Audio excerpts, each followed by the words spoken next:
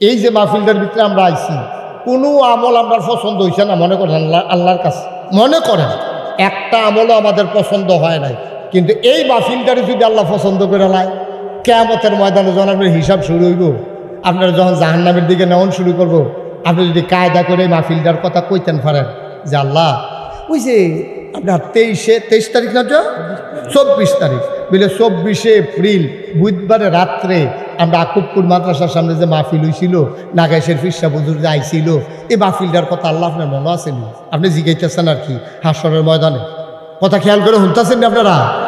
হাসরের ময়দানে আপনারা যখন জাহান্নাম নিশ্চিত হয়ে গেছে গা, তখন আপনি চিল্লান দেখেছেন আল্লাহ তুমি জাহান্নাম দিলে তো আমি না গিয়া পারতাম না, আমার একটা কথা আছিল। কয় কি কথা?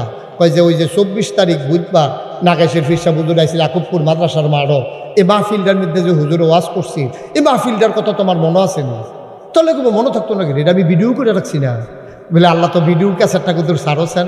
তো আল্লাহ রে ফেরেস্তারে ডাক দেখ, ভাই ফেরেস্তা ওই 24 তারিখ 2024 সালের এপ্রিল মাসের 24 তারিখ বুধবারের মাহফিলটা সার।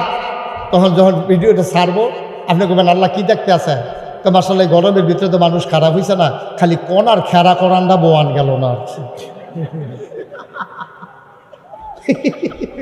কারবার কি চাই